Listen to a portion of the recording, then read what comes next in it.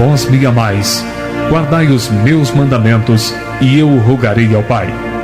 E ele vos enviará um outro Consolador, a fim de que permaneça eternamente convosco. O Espírito de verdade que o mundo não pode receber, porque não o vê e não o conhece.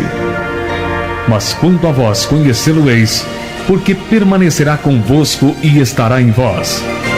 Mas o Consolador que meu Pai enviará em meu nome, vos ensinará todas as coisas e vos fará lembrar de tudo aquilo que eu vos tenho dito. Está começando agora o programa Momento Espírita, uma produção da Sociedade Espírita O Semeador, com o apoio da Livraria Candeia. Momento Espírita.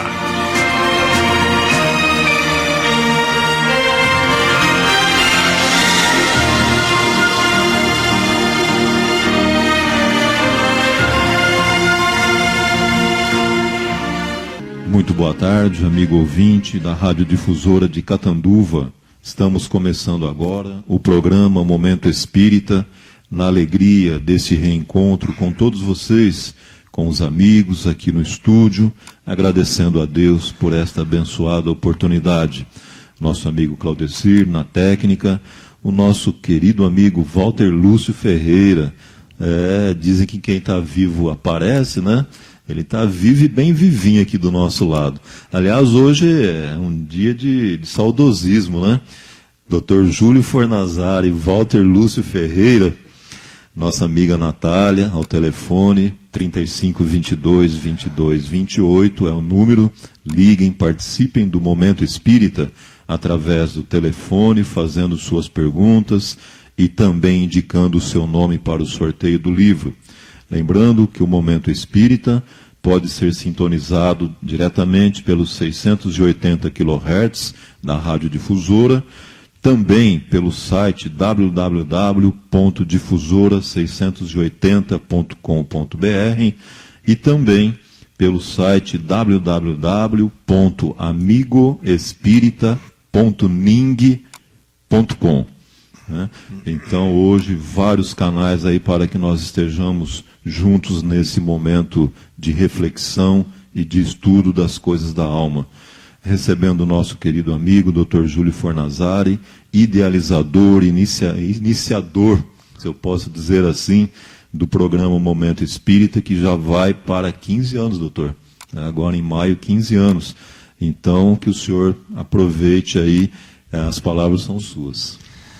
Tá bom, Rubens, muito obrigado pelo convite para a tarde de hoje. É com grande alegria que estou aqui de volta, na sua companhia, na companhia da Natália, do nosso companheiro Walter, que inclusive elaborou o programa de hoje, né, Walter? Isso. O Walter fez umas questões aí que eu achei muito interessante a respeito do tema e que nós vamos desenvolver na tarde de hoje, dentro das nossas possibilidades e dentro, logicamente, do conhecimento espírita.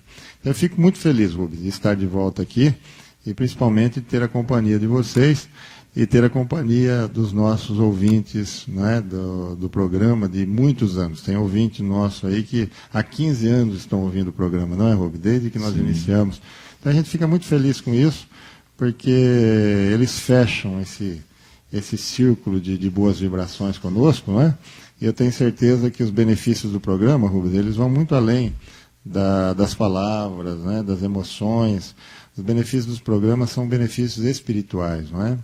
Onde certamente aqui são atendidos não só encarnados, mas como desencarnados também, né, que participam conosco. Então, a gente está sempre feliz e sempre recebendo aqui muito mais do que a gente pode doar, né? A gente sabe muito bem disso, né? Então, muito obrigado. Nosso obrigado ao amigo Walter, que não só está presente, como o senhor já disse, é o amigo que sugeriu o tema tão importante nesse momento da nossa existência, né?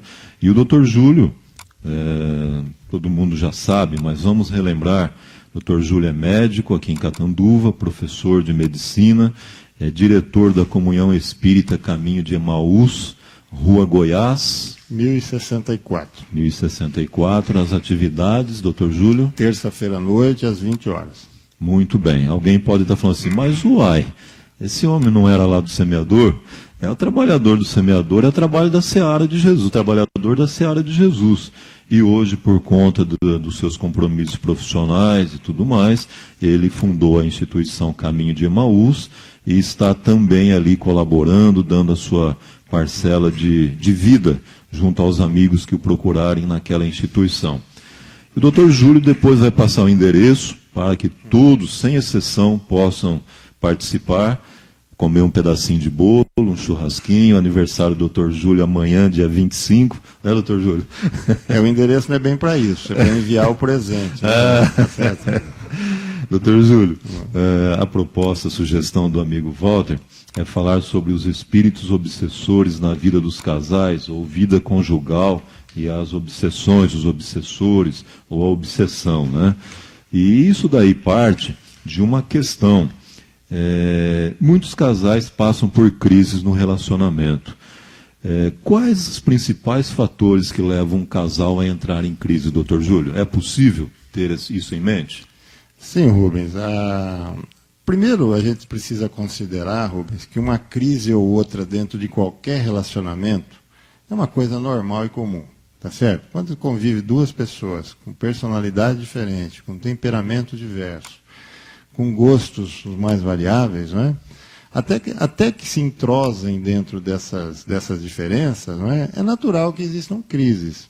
O grande problema não é existir as crises, é a maneira com que se administram as crises, tá certo? E muitas crises são tão graves, não é, que levam a agressões, levam a separações, não é? Levam a influência negativa em relação aos filhos. Então, crise todo casal tem, mesmo o casal mais espiritualizado do mundo, não é? E a crise, Rubens, ela ocorre em qualquer relacionamento. A gente tem muitas vezes um amigo que você gosta muito e que de repente tem uma divergência de opinião, um não gostou, outro não gostou, mas se a amizade é verdadeira, tudo aquilo é superado. E isso vale para o casal também, não é? Quando existe um bom vínculo de amor entre o casal, certamente que qualquer crise pode ser superada, não é? Então não vamos achar assim que a crise só existe na nossa casa, não. A crise existe na casa de todo mundo que é casado, isso é normal, não é? Muitas vezes a coisa acontece, Rubens, também, porque antigamente, eu não gosto muito de falar essa palavra antigamente, não, porque todo mundo que fica falando antigamente é porque está muito velho, né, Rubens? Eu estou fazendo só 35 hoje, tá bom? Então, mas antigamente, as pessoas, antes de se casar, elas se conheciam, elas se identificavam, não é?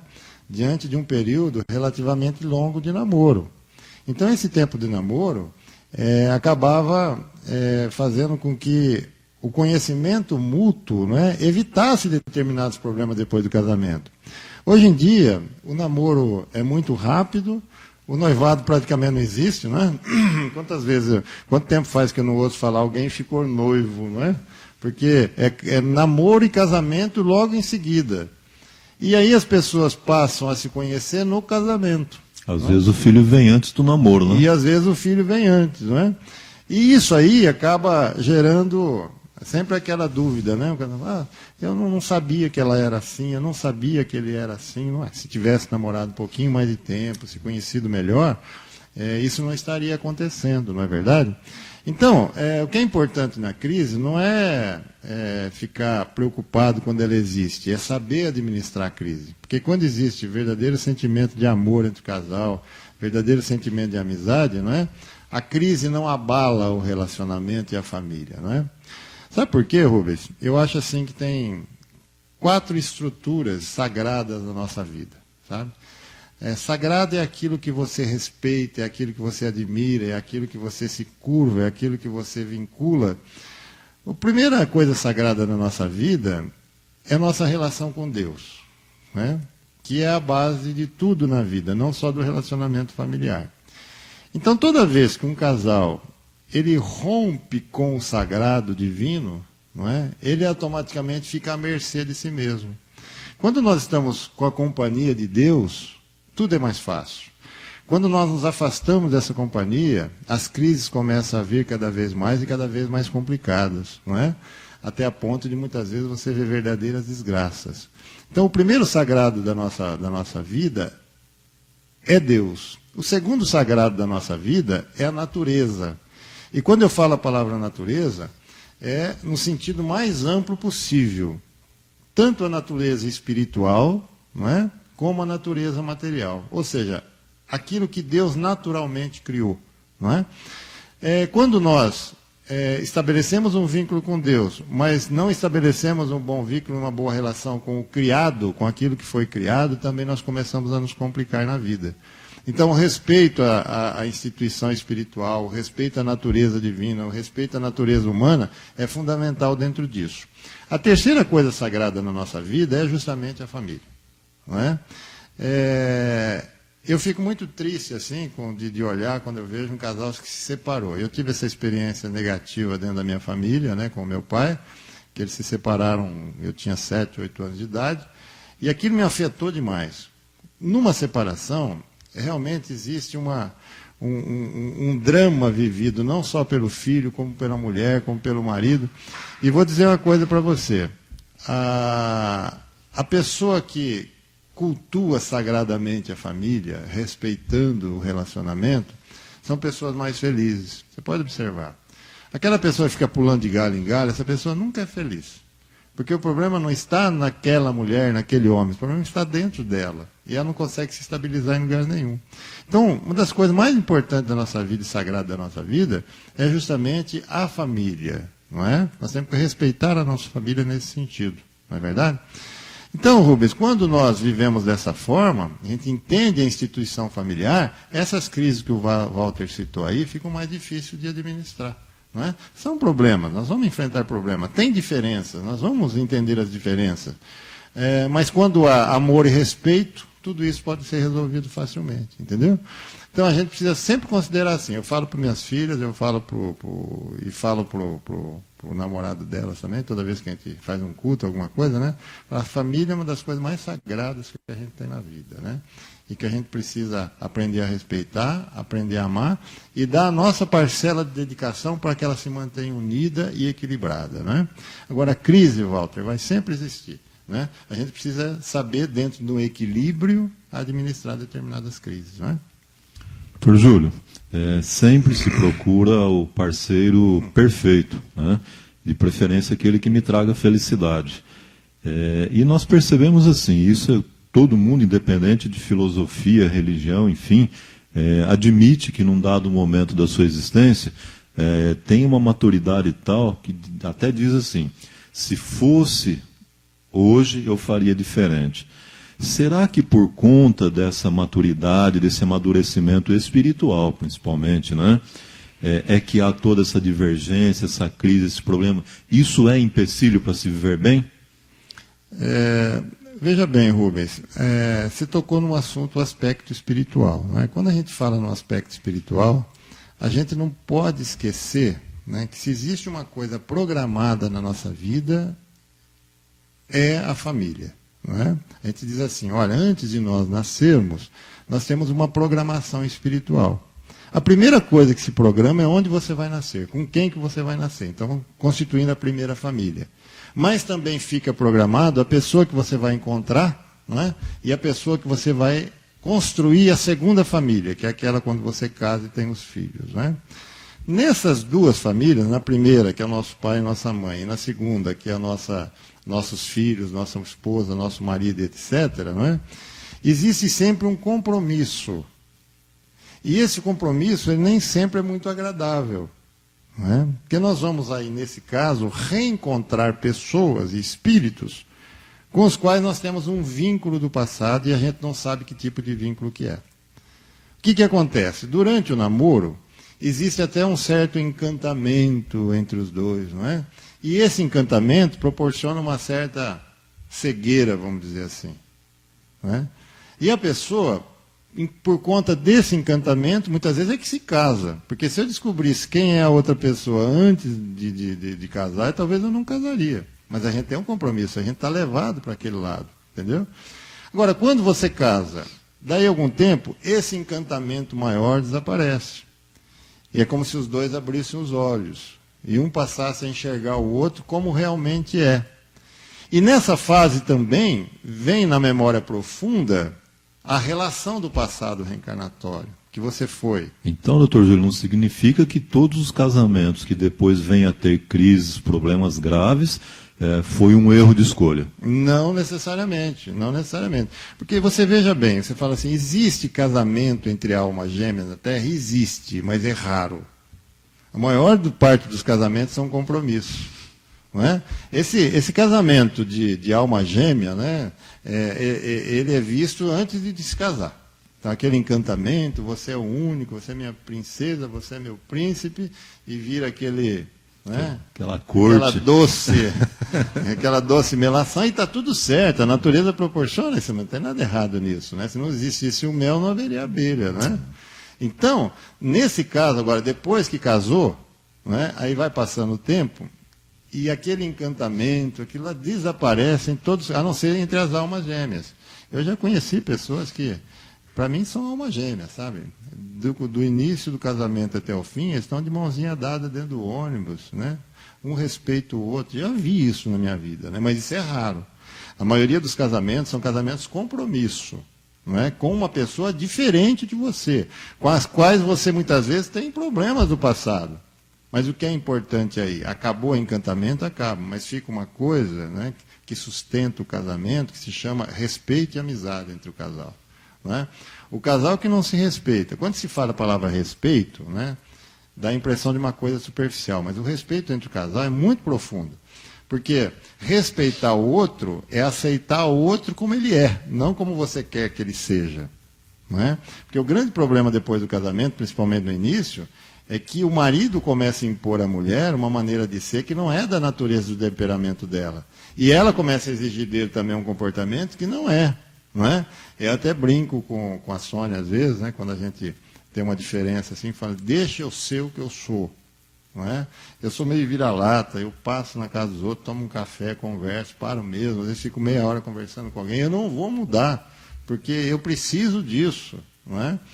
Agora, é diferente quando você está fazendo alguma coisa errada, né, Rubens? Você está se comprometendo, aí a situação é diferente. Mas a mulher, e em relação a ela também, né? A Sônia, ela é meio perfeccionista, ela gosta de tudo certinho, tudo na gaveta. Eu falei, eu acho ótimo isso, dentro da sua gaveta. Né? Porque na minha gaveta vai ficar bagunçado. Não arrumo meus papéis, que eu não vou achar os meus documentos. Não é assim, Walter? Então... e aí o casal, conversando, brincando, eles vão se ajustando. E o que é importante nisso, Rubens, é que os casais tenham orientação sobre isso. Porque muitas vezes uma pequena coisa, você já viu o Raul contando uma história, né, de um casal que se separou porque da paz de dente, que um apertava de uma forma, outro apertava da outra, né, Walter? Você lembra disso? Então, às vezes, o que é isso? Falta de orientação. E quando a gente fala isso no centro, Rubens, eu tenho uma proposta de trabalho espírita a partir de agora, que é um pouco diferente daquilo que eu fiz até agora. Eu até agora ensinei as pessoas a acreditar na reencarnação, mas ninguém muda por isso. A pessoa sai do centro perguntando, e o que eu faço na minha vida? Então a gente está se espiritualizando sem se humanizar. E essa relação é uma relação humana, de marido para mulher e de filho, sabe? Então, que na semana passada eu falei lá no centro sobre o estresse. Né? E como é que a gente faz para não ficar estressado? Não é? E como que Jesus ensinava isso? Entendeu? Então eu gosto dessa área atualmente, eu estou mais envolvida com isso no Espiritismo. Ensinar as pessoas a viver bem como seres humanos. E isso automaticamente leva ela a ser um bom espírito. Não é? Porque o que você faz como espírito, não é verdade? Então, em relação ao casamento aí, é a mesma coisa. As pessoas, muitas vezes, vai no centro 10 anos, eu acredito na reencarnação, eu sei as características de Deus, blá, blá, blá, blá. Aí, por causa de uma basta de dentes, se separa. Não é? Quando a gente ensinar no centro espírita, por exemplo, a pessoa se respeitar e ter amizade, porque a amizade é um dos sentimentos mais puros da natureza, Rubens. Tem alguns autores que dizem que o sentimento da amizade é maior que o sentimento de amor do casal. Porque o sentimento que chamam de amor, na verdade, né, entre o casal, é um sentimento assim, interesseiro, muitas vezes. Porque hoje ela é bonita, mas amanhã, dia que começar a aparecer as rugas, eu vou procurar outra mais nova. Você entendeu? Esse amor, entre aspas, muitas vezes não sustenta o casal. Né, porque é interessado. Se ela falar mais baixo, eu vou gostar mais dela. Se ela falar mais, Esse é um relacionamento interesseiro, desrespeitoso. Agora, amizade não. Com amigo você não exige nada dele. Se ele vier não vier, você sente a falta, mas você não fica cobrando. Não é verdade? Então, o sentimento de amizade é que sustenta muitas vezes um casamento. Falou, nós somos amigos e bons amigos, né? E porque aquele encantamento, logicamente, inicial desaparece, né? Então, por isso que eu digo assim, não esquecer, respeita o outro como ele é. Deixa ela ser como ela é. Não é? Lógico que tem determinadas coisas que a gente precisa mudar quando casa, né? Eu não posso sair de manhã, voltar à noite e não falar onde eu estou dentro de um casamento. Tá certo? Mas, de repente, eu vou atrasar um pouquinho, eu não vou chegar agora aí, né? Por quê? Porque eu estou fazendo uma coisa que eu gosto, dentro dos limites do normal, daquilo que é ético, daquilo que é moral. O problema é a falta de comunicação. Falta de comunicação. Na época dos primitivos na Terra, eles soltavam fumacinha, batiam o tambor. Hoje tem celular, né? E às vezes a pessoa esquece que tem alguém lá em casa, esperando, aguardando, sofrendo a angústia de onde que está, pode ter acontecido, né? Eu tenho alguns amigos, Rubens, assim, que eu sempre admirei o relacionamento, sempre tive como exemplo, sabe? O meu exemplo não foi meu pai, né? Vocês sabem disso, ele faleceu, mas eu não tive meu pai como exemplo, nunca tive, né? Mas eu via esse exemplo em outras pessoas. Eu lembro que eu era criança, eu era observador nisso, né? Eu vejo assim o relacionamento do Lala e da Santina, né? Do seu Francisco Português, da Dona Maria. Eu acho tão bonito o relacionamento, né? E o que tem neles? Respeito e amizade. Eu percebo que o que sustenta eles, né? É o se respeito e amizade. E lógico que existe o amor do casal, isso é normal, né? Mas por isso que diz assim, que o sentimento da amizade é um sentimento puro, onde não há exigências, né? E é assim que o casal precisa se comportar como verdadeiros amigos, né? Dalai Lama, me permite, doutor, uma lembrança aqui, ele diz, Dalai Lama é um mestre, né? Ele diz num dos seus ensinamentos, case-se com alguém com quem você gosta de conversar. Isso. Tudo que você está dizendo, o amigo conversa, numa né? frase, né? Tudo isso numa frase, né? Porque é verdade isso, Rubens, porque o casal, quando deixa de se falar, tem alguma coisa errada, né? Quando o marido chega em casa, deixa de contar para a esposa como é que foi o dia dele, e ela deixa de falar o que aconteceu com as crianças, né? Está começando a faltar diálogo nisso, né? Então, o casal, essa amizade sustenta isso, a vontade de conversar, de estar junto, de conversar, não é? Isso sustenta realmente. Você vê a sabedoria do Dalai Lama, resume tudo isso que a gente está falando, sem né? dúvida. É verdade? Muito bem, você, amigo ouvinte que nos acompanha, está gostando das explicações do Dr. Júlio, não está concordando, fica em dúvida, ligue 3522-2228 e participe conosco. A Natália está aguardando a sua ligação. Dr. Júlio pode voltar à questão, podemos tratar novamente, 3522-2228. Dr. Júlio, o senhor falou há pouco, diversas vezes o senhor citou alma gêmea, né? E o amigo ouvinte deve estar se perguntando, eu já ouvi falar que no Espiritismo, a alma gêmea, o que o senhor quer dizer com alma gêmea? É a tampa e o caldeirão? Isso, Rubens.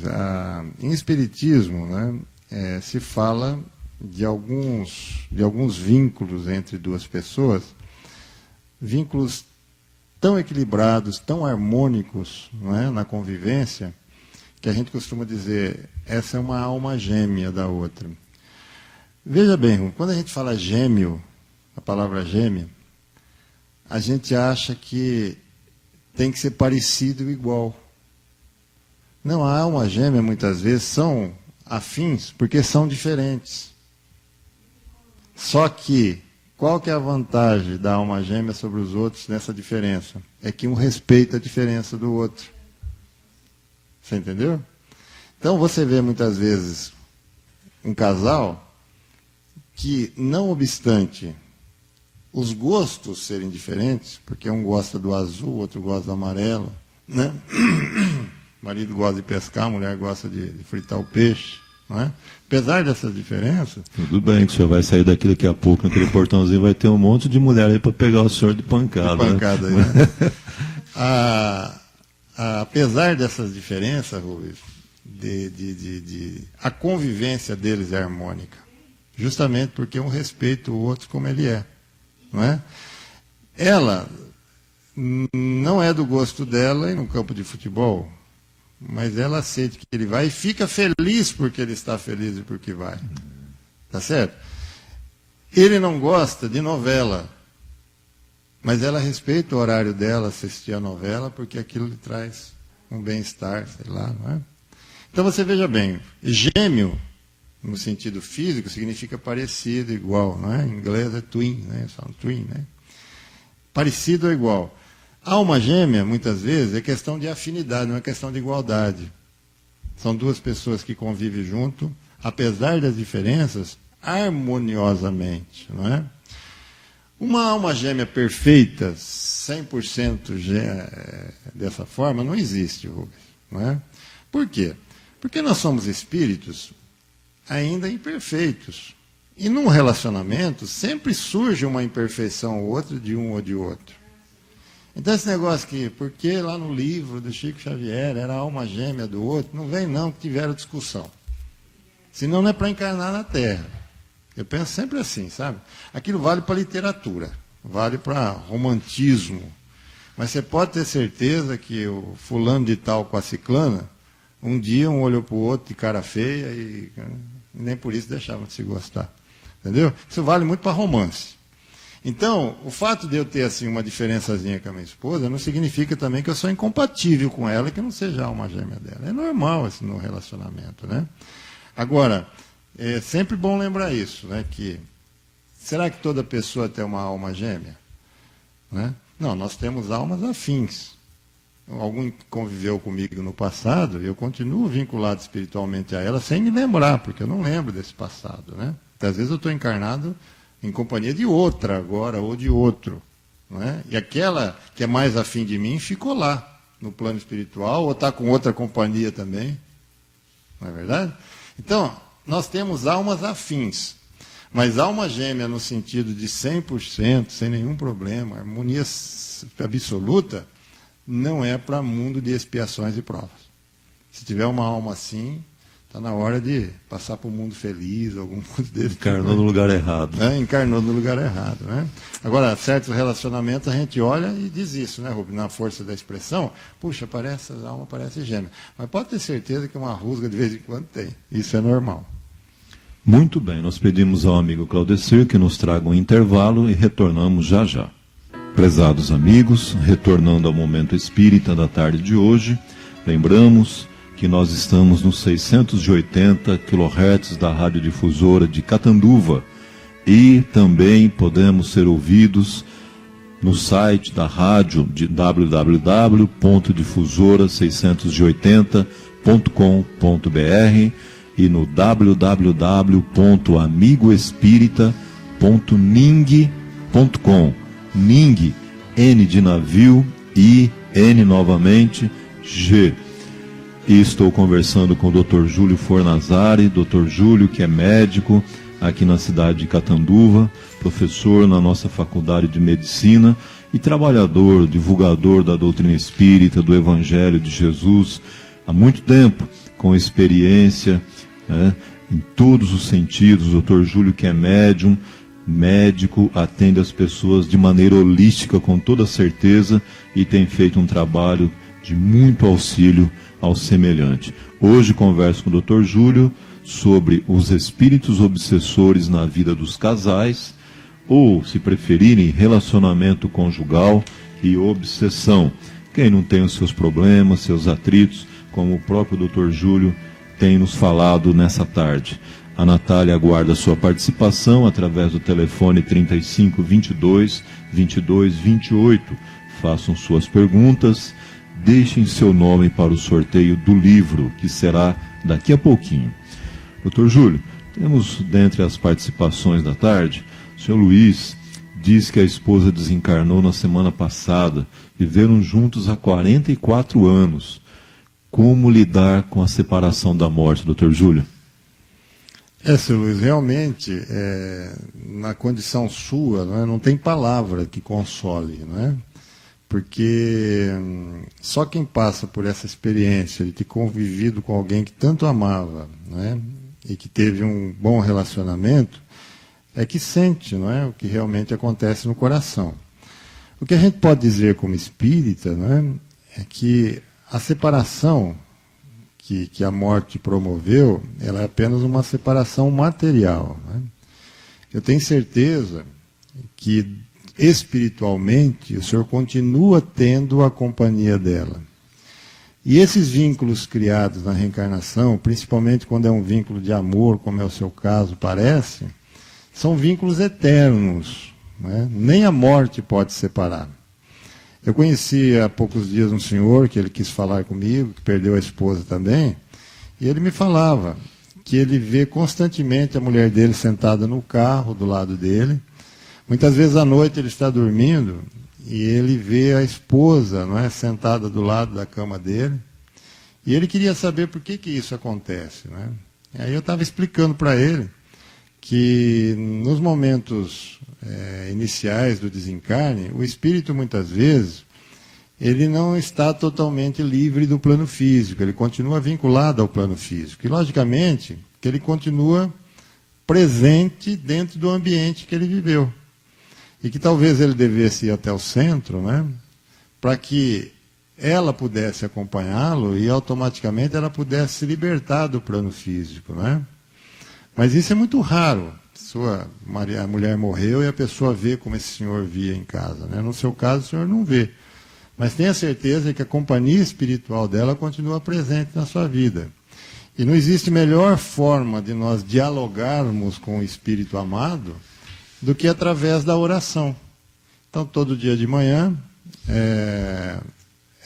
o senhor se concentra, faz uma oração e conversa como se o senhor estivesse conversando com ela. O senhor pode ter certeza que ela vai escutar as suas orações, vai escutar os seus pensamentos, vai escutar no sentido figurado, logicamente. Não é? E o senhor vai manter esse vínculo com ela. Isso acontece com o senhor, mas acontece com milhões de pessoas a todo momento no mundo inteiro. Não é? Então, o que é importante a gente saber é que a morte não quebra esse vínculo, né? Que a morte simplesmente separa o físico do espiritual. Mas ela certamente continua preocupada com o senhor, continua visitando o senhor, continua amando como amava antes. E um dia, o senhor também vai partir, assim como eu vou partir o Rubens, o senhor vai reencontrar com ela, não é? E aí vão poder juntos relembrar a vida que vocês tiveram juntos. Né? Então o Espiritismo é consolador também por isso, não é, Rubens? Porque para o Espiritismo a morte como aniquilamento não existe mais, né? Que existe apenas uma mudança de estado vibratório, uma mudança de dimensão da vida, mas a vida continua, não é? Perfeitamente. Nosso abraço a dona Nadir, que questionou a respeito de alma gêmea, o senhor já teve a oportunidade de explicar. Dona Nadir, um grande abraço para a senhora, querida, sempre aqui conosco. Também a dona Miltes, o senhor Laércio, a nossa querida amiga Michele, né, colaboradora aqui do Momento Espírita. Abração do nosso amigo José Antônio, lá da Candeia, ele cumprimenta o Dr. Júlio pelo programa, e também o nosso Ademarzinho, Ademar Santiago, lá de Itajubi, que estará conosco no dia 7 de abril. 7 de abril, sábado da Aleluia, véspera da Páscoa, né? Comemorada a Páscoa, a ressurreição do Cristo pelos nossos irmãos católicos. Teremos aqui o nosso amigo Ademar Santiago trazendo uma mensagem de conforto, de orientação, como ele bem sabe fazer. Dr. Júlio, uma outra questão que se faz diz o seguinte: um outro fator que pode atrapalhar muito o relacionamento no casal é a questão da influência de espíritos obsessores. Os espíritos em geral podem influenciar nossos pensamentos? Como isso se dá, doutor? Tá, Rubens, aí é o conceito espírita de influência espiritual e de obsessão, não é, Rubens? E isso está respondido no Livro dos Espíritos, quando Allan Kardec questionou os espíritos se eles podem influenciar os nossos pensamentos. E os espíritos responderam que não só influenciam, como via de regra, eles nos dirigem muitas vezes, não é? Atuando sobre nós aqui na Terra. Então a influência espiritual, ela é uma realidade. Agora, o que eu vejo muito, Rubens, é as pessoas usando a obsessão para explicar os seus maus comportamentos. Tem que ter um bode expiatório, não é? Tem que ter um bode expiatório. Então, antigamente, né, as religiões tradicionais, elas culpavam e continuam culpando hoje o demônio, não é verdade? Mas o que nós precisamos é assumir as responsabilidades pelas nossas atitudes. Os espíritos chamados obsessores, muitas vezes, são espíritos necessitados, não é? E que se aproximam de nós, não porque eles têm a intenção de fazer o mal, mas porque nós os convidamos para que eles se aproximem de nós, não é? Nós, espiritualmente, Rubens, escolhemos a companhia que nós queremos. Um lar harmonioso, um lar em paz, não tem espírito obsessor no mundo que atrapalha. Tá? Há pouco tempo, eu recebi um jovem senhor, Rubens, que ele estava com problemas de relacionamento com a mulher. E ele procurou o centro espírita porque disseram para ele que ele tinha dentro da sua casa uma perturbação espiritual. E aí eu comecei a conversar com ele, porque a maioria dos centros fazem o quê? O senhor tem uma perturbação espiritual, o senhor vem na reunião mediúnica, nós vamos receber o espírito obsessor, não é? E vamos resolver o seu problema. E aí ele vai numa reunião mediúnica, recebe um espírito, tem centro que recebe 10 espíritos de cada vez, uma coisa louca, não é? Mas ninguém pergunta para ele assim, como é que está sendo sua vida? O que você faz na sua casa? Como é que vocês se conversam? Como é que, não é? E aí eu comecei a perguntar para ele. E a vida deles era assim, final de semana, juntava-se os amigos na casa dele. Falei, o que vocês fazem nessas reuniões? A gente churrasco e bebida. E depois que bebeu? Depois a gente começa a conversar. Do que vocês conversam? A gente começa a contar piada, a gente começa a falar da mal dos outros, etc, etc, etc. E aí, nós vamos achar que esse ambiente está ruim, porque os espíritos obsessores estão lá. E aí eu vou levar ele para o centro. Não é melhor dizer para essa pessoa, bem, você precisa santificar o seu lar. Você precisa mudar o comportamento e as visitas que entram dentro da sua casa. Você não pode permitir que dentro de um lugar santo, que é o lar, que as pessoas venham com piadas chulas. E aí você quer que tipo de companhia espiritual você quer no seu lar? Você quer espírito de luz acompanhando a sua casa? Você quer um espírito protetor? Ou é mais fácil você mudar essa situação? Então a gente precisa tomar cuidado com isso, Rubens, porque na maioria das vezes o problema somos nós. Às vezes nós até somos os obsessores, não é verdade? O outro espírito está com influência negativa de nossa parte. Eu é que faço a coisa errada. Existe a influência espiritual? Existe. Tem muita... Mas geralmente, Rubens, o que eu percebo, a perturbação é do casal. Começa com o casal, a perturbação. Eu não gosto de ficar jogando culpa nos obsessores. Eu acho que nós temos que assumir as nossas culpas. Tá? Que existe influência, existe. Que existem entidades que promovem desordens no lar das pessoas, existem, mas quando as pessoas oferecem oportunidade, quando as pessoas abrem as portas para eles entrarem. Não é? Eu percebo muito assim, Rubens. Quando eu entro numa casa de uma pessoa, de um casal, que eu percebo que elas são católicas de verdade, protestantes de verdade, tem um clima espiritual que é uma beleza. Elas não precisam ser espíritas, não. Elas podem ser católicas, elas podem ser evangélicas, mas pessoas de fé verdadeira.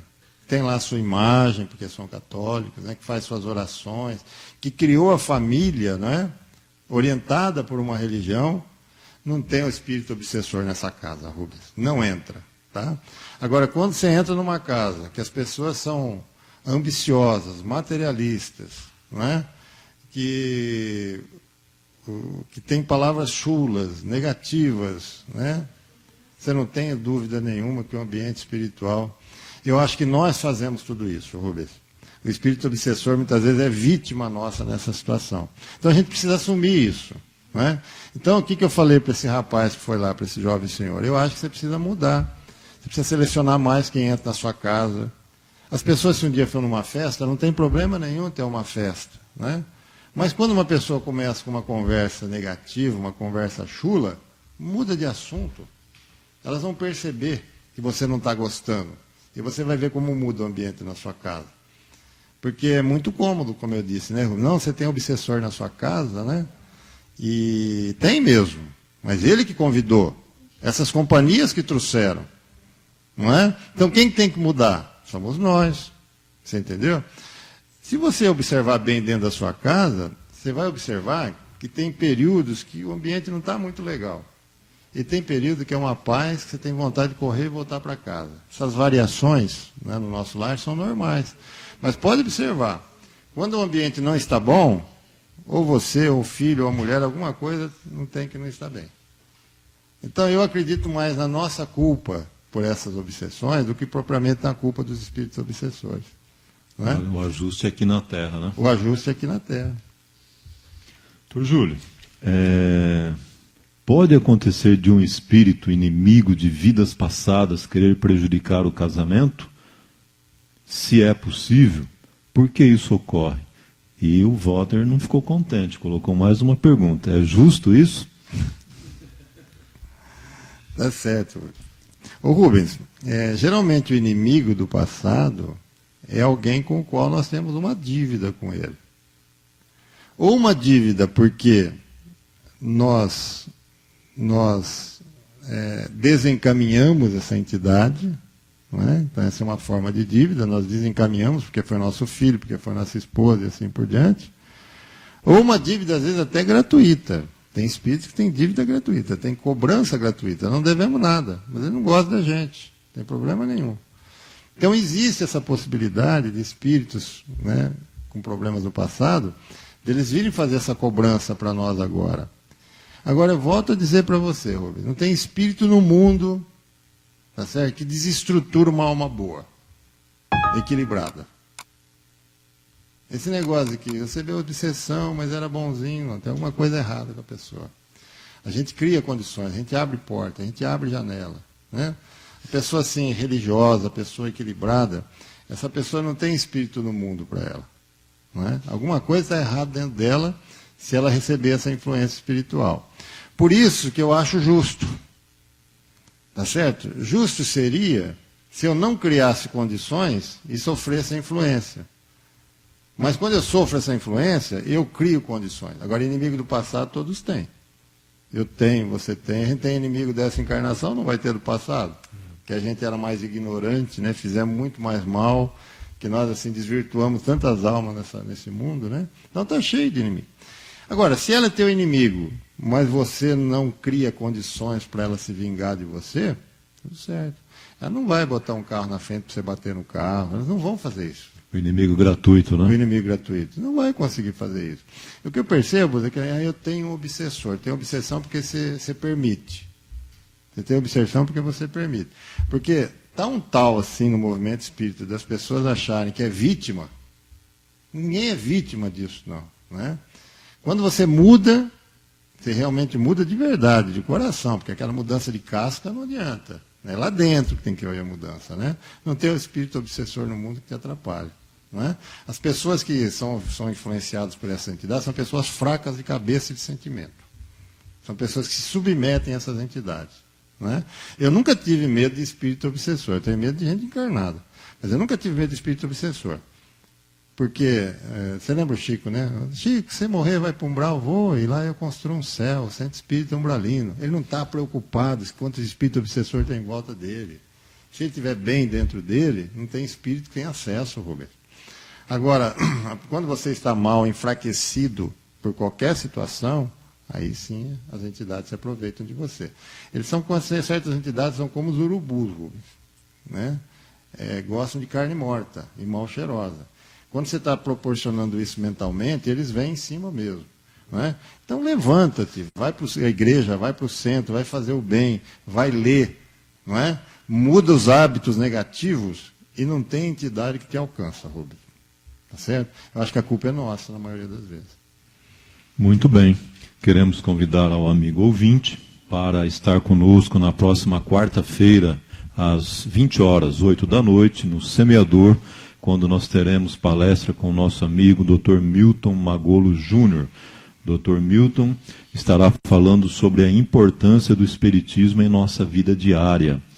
E no próximo sábado, aqui na Difusora, no Momento Espírita, ao meio-dia, nós teremos o nosso querido companheiro, colaborador já, Dr. Alexandre Nobalbos, que será entrevistado pelo amigo Luciano. Alexandre Nobalbos, no Momento Espírita, na próxima semana, próximo sábado, todos convidados. E amanhã, ao meio-dia, aqui mesmo, pela Rádio Difusora de Catanduva, o programa Ondas de Luz, do meio-dia ao meio-dia e 30, programa de orientação, de conforto espiritual, de amor, apresentado pelo amigo Ricardo Pinfield. Bom, doutor Júlio, o tempo corre, né? O tempo corre bastante. O que o senhor pode nos falar a respeito da famosa amarração, ou o oposto, a separação de casal? Isso existe, como ocorre? Então eu vou fazer um trabalho para amarrar, né, aquela moça a mim, aquele rapaz a mim, ou para separar, porque eu não aguento mais, ou para separar aquele casal para que eu fique com aquela mulher ou com aquele homem. Enfim, é essa a ideia da questão. Quando se fala a palavra amarração, Rubens, a gente está, na verdade, simbolizando uma amarração espiritual, né? Que a gente estaria imobilizando aquela pessoa para que ela pudesse estar à mercê de determinadas entidades, não é? Só que eu vou dizer uma coisa para você, Rubens. Eu vou pegar um casal, eu vou te dar o nome dos dois, nome, endereço, data de nascimento, quantos filhos tem, tudo. Eu vou te dar todas as características. Vou mandar você fazer uma amarração para aquele casal. Sabe quando você vai mudar alguma coisa? Nunca. Tá? Porque isso aí é para quem merece e oferece condições. É a mesma situação. Tá? Geralmente, quando uma pessoa se submete a essa influência espiritual, é porque ela não está bem. Ela, o casal não está bem. Então aí, logicamente, que as entidades espirituais, né, têm condições de proporcionar um mal, uma desavença, mas só se ela não estiver bem espiritualmente. Não é? Nós é que convidamos os espíritos a entrarem na nossa vida, tanto do lado negativo como do lado positivo. Nós é que abrimos as portas para eles. Então esse negócio de amarração, não é? É muito simples. Eu vou dar o nome de um casal para vocês, vocês vão fazer, pode fazer o trabalho. E vamos esperar. Eles vão morrer juntos se amando. Tá? Porque eu acredito assim, que, eu volto a dizer, Rubens, a culpa dessa situação é a culpa, não é de quem faz só, mas de quem aceita também. Não é verdade? Espiritualmente falando, Rubens, a gente tem algumas fraquezas espirituais, algumas brechas. E esses espíritos trabalham, logicamente, nessas brechas. Quer dizer, se o marido ele tem tendência ao alcoolismo, e alguém quer fazer mal para esse casal, vai trabalhar onde? Nessa tendência que ele tem do alcoolismo. Os espíritos obsessores vão se aproximar dele, não é? Induzindo ele a beber cada vez mais. Se a mulher tem uma fraqueza para o lado dela, Rubens, eles vão trabalhar na cabeça da mulher e nos sentimentos da mulher. Mas isso porque existem fraquezas dentro de nós, não é verdade? Agora, achar que um trabalho de macumba, que uma amarração, destruiu um casal que está equilibrado, harmonioso, isso eu não acredito. Tá? Além disso, Rubens, muitas pessoas acham que o fato de uma entidade ser paga por aquilo, ou através do sacrifício de um animal, por exemplo, através de sangue, através de bebida alcoólica, desce a ela maiores poderes para destruir a vida de alguém. Não é? A vida toda é questão de sintonia. Se você quer se afastar dos espíritos obsessores, não é mudando de centro, não é mudando de igreja, não é. É mudando mentalmente e emocionalmente. Tá certo? Você pode não aceitar a influência espiritual. Você diz, não, eu não aceito a tua influência. Não é? Eu não quero viver assim como você quer me induzir a viver. A minha mulher, o meu marido, é importante para mim e para a minha família. Eu quero continuar. Sabe quantos espíritos obsessores vai lograr êxito numa situação dessa? Nenhum. Tá? Então, o que a gente precisa nisso? Fortalecer as pessoas. Fortalecer as pessoas espiritualmente, levar o casal para a igreja, levar o casal para o centro, né, ou para o templo evangélico, né, e mostrar que eles que eles podem se unir contra esse tipo de influência, não é? Porque senão, Rubens, fica muito banalizado. Você imagina se os espíritos pudessem destruir a vida de todo mundo como eles querem a seu bel prazer. O que seria esse mundo nosso? Não é verdade? Eles não podem fazer isso ao bel prazer. Eles não têm condições de fazer isso ao bel prazer. A maioria das obsessões, Rubens, os obsessores ficam convidados a entrar. Eles entram porque encontraram as portas abertas. E eu não gosto dessa vitimologia do centro espírita. Você é vítima de uma entidade. Não, você não é vítima da entidade. Ela é tua companhia porque você convidou ela para entrar. Você abriu as portas da sua casa, fecha as portas. Ah, o que eu tenho que fazer? Faz isso, isso. Não, no outro dia está lá bebendo, está lá fumando, está lá... Você não fechou as portas. E aí o outro espírito obsessor, que é o culpado, e você é a vítima nessa situação, eu conheço centros que tiram 10 obsessores por semana das pessoas. E de 10, assim, 15, sabe? E só que não tem coragem de falar para a pessoa, muda, se transforma, não é? Melhora a sua autoestima, ela vai tratar a sua depressão, não é? E as pessoas ficam aquela carência, aquela dependência, né? Parece que as pessoas gostam dos outros pendurados na dependência, né? Então, como você vê, Rubens, a gente precisa sempre assumir isso, viu, Rubens? Que o que é importante para nós é justamente o nosso equilíbrio emocional. Equilibrados, em paz com a consciência, em paz com Deus, não tem espírito obsessor no mundo que vai destruir a nossa felicidade. Não é verdade? Júlio, o Walter deseja também fazer uma apreciação. Comentário. Pois não, Walter. Eu queria falar para os nossos ouvintes que muitas vezes a espiritualidade, os nossos anjos da guarda, faz até um trabalho de limpeza em nossos lares. Mas nós, muitas vezes, ficamos naquela, eles vêm, limpam, e nós, com o nosso comportamento, a gente continua sujando, limpa e suja. Então a gente fica falando, os espíritos que são culpados? Ou são nós, os nossos comportamentos que deveriam ser mudados, né? Vamos dizer assim, cura a ferida, que as moscas vão embora, né? Perfeito o seu comentário, Rubens. E às vezes, Rubens, hoje em dia, vamos falar um pouquinho mais de modernismo, né? Você, por exemplo, recebe e-mails na sua casa, né, através do computador da internet, né? Entre os e-mails, vem verdadeiras joias, verdadeiras preciosidades nos seus e-mails. Eu recebo coisas que eu guardo para depois apresentar no centro, eu acho tão bonito. Só que vem lixo junto. Vem uma sujeira junto, parece esgoto, às vezes, a internet. E joga tudo dentro do seu computador. O que você faz? Você, porque achou engraçado, porque envia para os outros. Não é? Então, nós espíritas, que temos o compromisso de divulgar o bem, o que é bom, não é? De repente a gente está divulgando a sujeira. Então, o que nós temos que fazer nessa situação?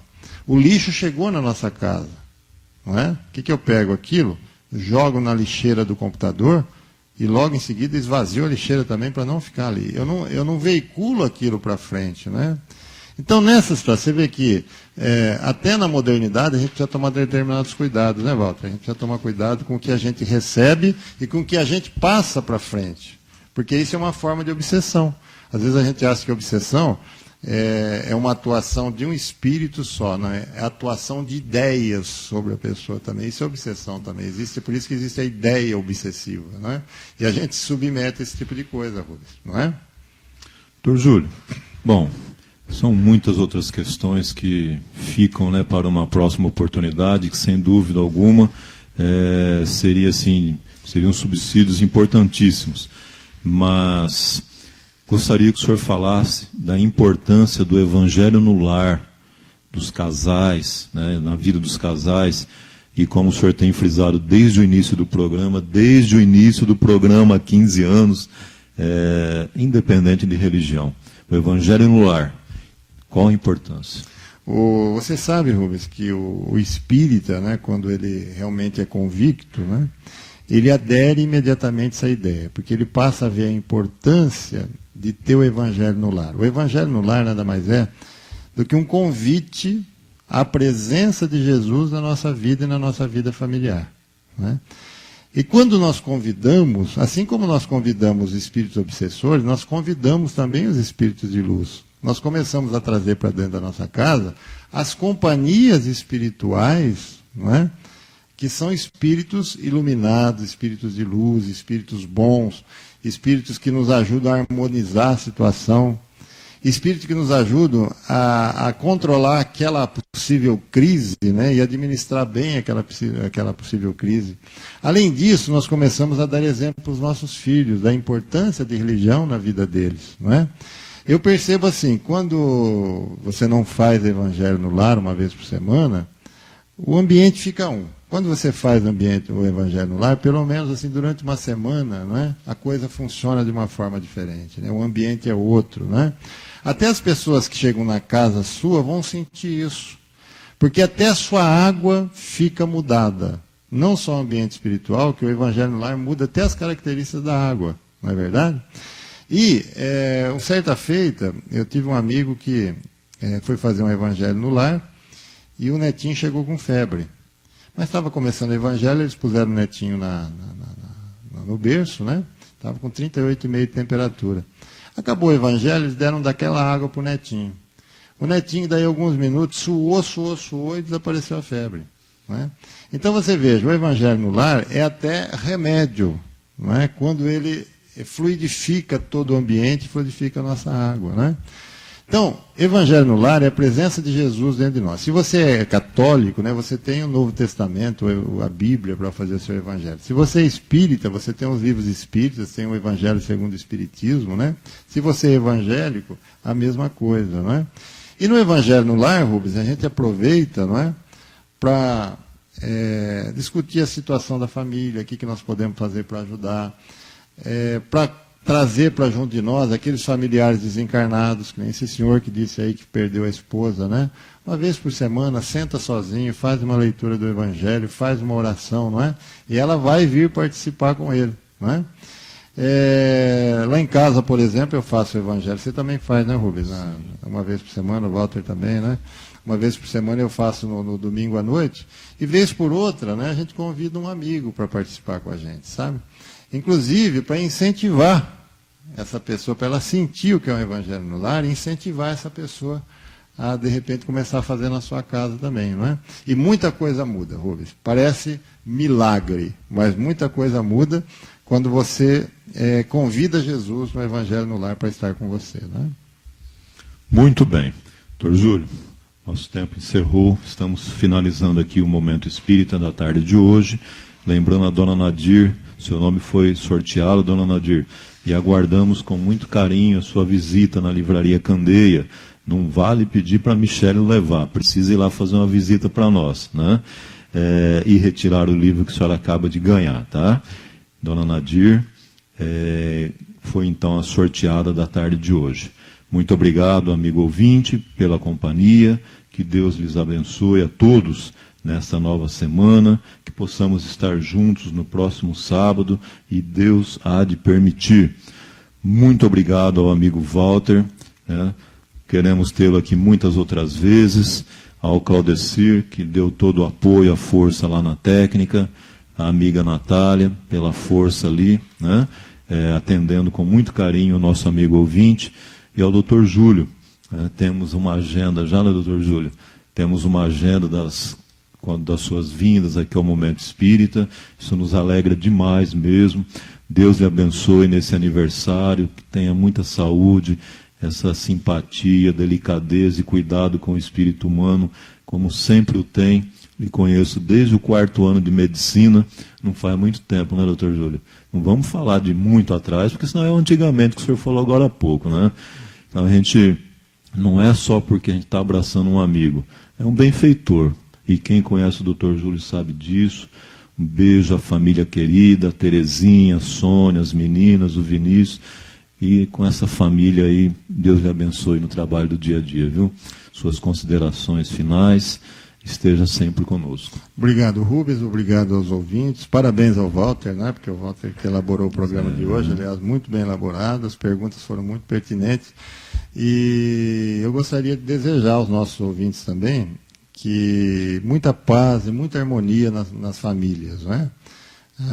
Para que, mesmo que surja algum problema uma vez ou outra, mas que tudo seja superado dentro do conhecimento evangélico, dentro da paz, né, que Jesus transmite a todos nós, qualquer que seja a religião deles, já que o importante de tudo é a gente ser cristão acima de tudo, não é, Rubens? Não é ter rótulo religioso, o mais importante é a gente ser cristão, não é?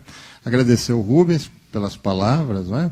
E parabenizar também o Rubens, porque 15 anos aqui fazendo o programa, não é, Rubens? Sempre assíduo, sempre dirigindo muito bem o programa.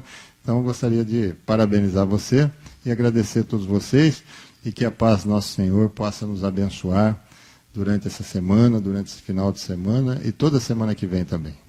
Se você, amigo ouvinte, gostou do programa, gostaria de estudar, de ouvir novamente, acesse www.amigoespírita.ning.com e o nosso querido amigo José Aparecido deixará editado no ar nesse site o programa Momento Espírita, como tem feito com os programas anteriores.